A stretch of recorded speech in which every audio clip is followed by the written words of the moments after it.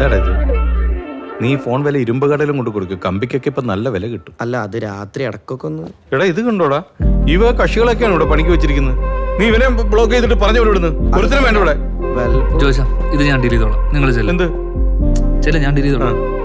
ഞാൻ കാണുന്നത് കൊണ്ടുപോയേ. ഓഹ് രമ്മോ, പ്രശാന്ത് ഗുളിക കഴിക്കട്ടെ. നീ ആ കോളറിന്റെ കേസ് ചോദിച്ചോന്നില്ല അന്ന്? അതെ. എന്തോന്നാ ഇത്? ഇത് മേലെ നീ ആവർത്തിച്ച? ഇല്ല സാറേ. ആ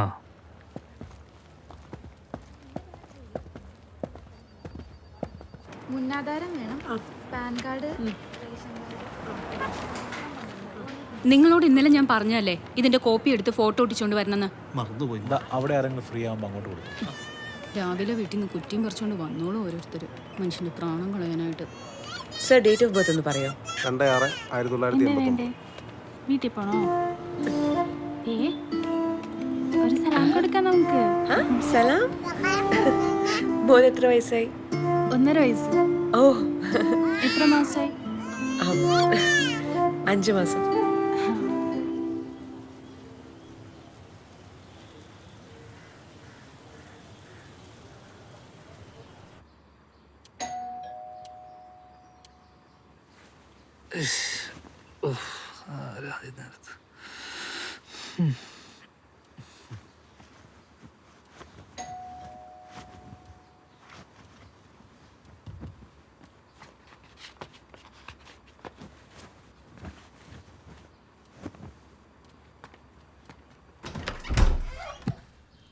ആ എഴുന്നേറ്റോ?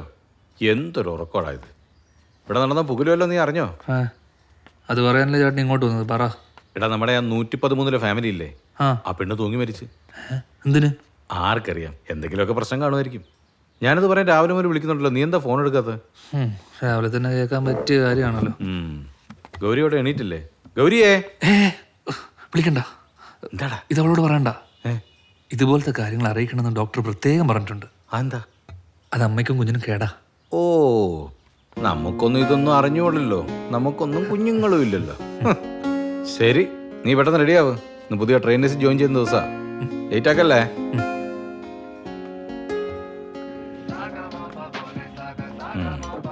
അമ്മ വല്ലതും ഉണ്ടാക്കിയ മോളെ? ഈ വീട്ടിൽ പുട്ടിയും നമുക്കൊരു മോചനമില്ലേ മോളെ?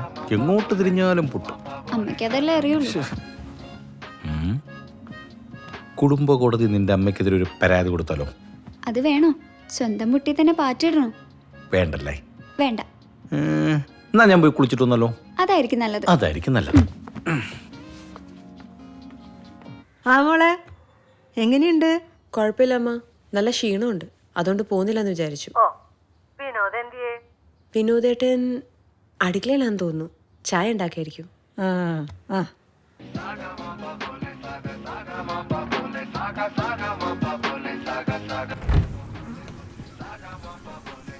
ലച്ചു, മേളൊരു മരണം നടന്നപ്പോഴാണ് നിന്റെ പാട്ടും കൂത്തുമൊക്കെ. അതൊന്ന് നിർത്തിക്ക. ഞാൻ ആർട്സ് ഡേക്ക് വേണ്ടി പ്രാക്ടീസ് ചെയ്യുവല്ലേ. ലച്ചു, നിർത്തി.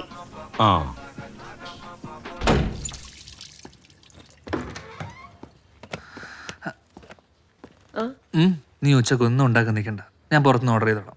പിന്നെ ഈ പാത്രം ഒന്നും കഴുകാൻ നിൽക്കണ്ട കേട്ടോ, ഞാൻ വന്നിട്ട് കഴിക്കോളാം. ശരി. ബാ. അത്യാവശ്യം മീറ്റിംഗ് ഉണ്ട്, ഇല്ലേ ഞാനിവിടെ ലീവ് എടുത്തിരുന്നേനെ. അപ്പം ഇറങ്ങട്ടെടി. ഹലോ. അയ്യോ സോറി. പിന്നെ മരുന്ന് കഴിയും. Okay, by.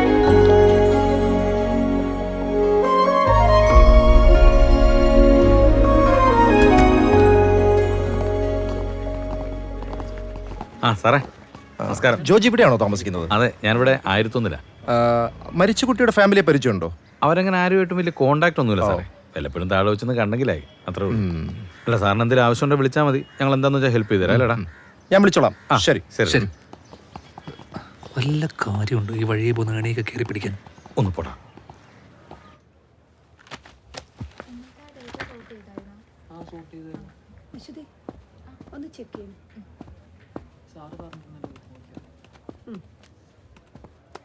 സാർ, നമ്മുടെ ബാഗ്സ് ആൻഡ് യൂണിഫോം കിറ്റ് എല്ലാം കഴിഞ്ഞിരുന്നു. പുതിയ ലിസ്റ്റ് എടുക്കാൻ ജോസ് സാർ പറഞ്ഞു. എടുത്തോ. സാർ, ദിരൂപ് പുറത്ത് വെയിറ്റ് ചെയ്യുന്നുണ്ട്. ഏത് ദിരൂപ്? നമ്മുടെ സ്റ്റാഫാ. സാറിനെ കാണണമെന്നാ പറഞ്ഞു. എന്നാ വിളിച്ചു. ദിരു സാറ് ചെല്ലാൻ പറഞ്ഞു. ആ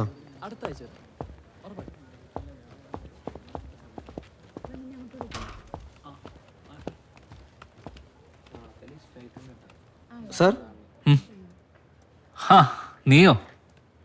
എന്താ പുതിയ പ്രശ്നം? അത് പിന്നെ വിനോദ് സാറേ, സാറിനെയും ചേച്ചിനെ 2-3 തവണ പുറത്ത് വെച്ച് കണ്ടിട്ടുണ്ട്. അതിന് അതാ ഞാൻ വന്നത്. എന്ത്?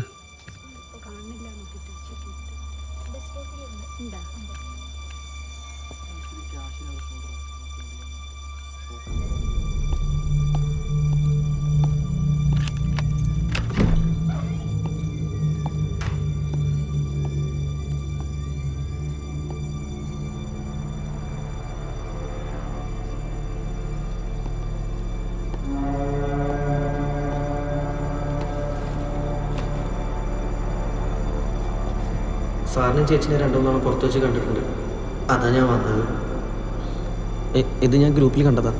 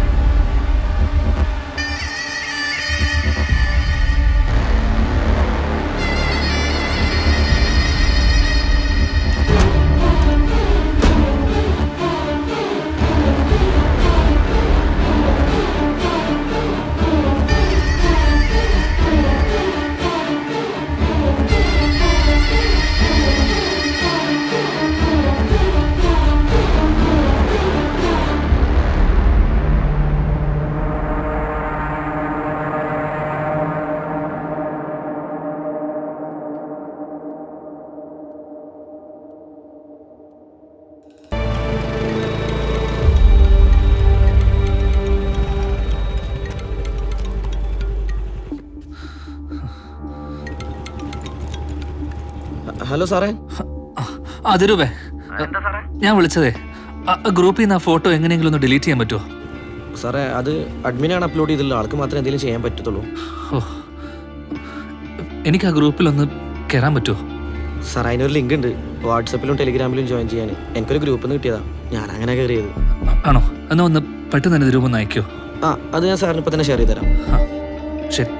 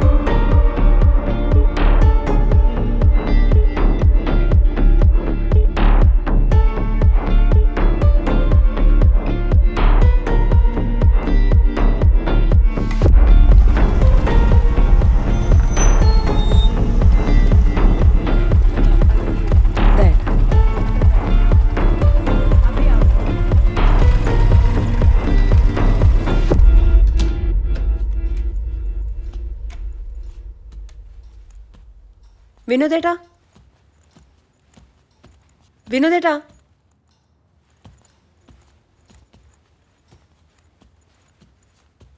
ആ ഇവിടെ വന്നിക്കായിരുന്നോ?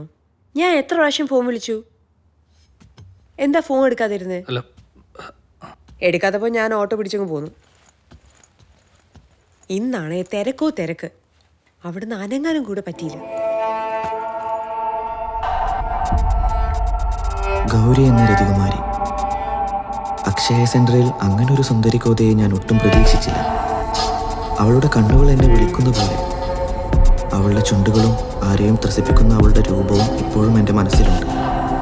അവളുടെ ചുണ്ടുകളിൽ അമർത്തി വെക്കുന്നത് ആ നിമിഷം ഞാൻ സ്വപ്നം കണ്ടു. അവളുടെ കഴുത്തിലൂടെ ഒലിച്ചിറങ്ങുന്ന വിയർപ്പ് തുള്ളികളോട് പോലും എനിക്ക് വല്ലാത്ത അസൂയ തോന്നി. തിരക്ക് പിടിച്ച അവളുടെ ജോലിക്കിടയിലും അവൾ എന്നെ ശ്രദ്ധിക്കുന്നുണ്ടെന്ന് എനിക്ക് മനസ്സിലായി.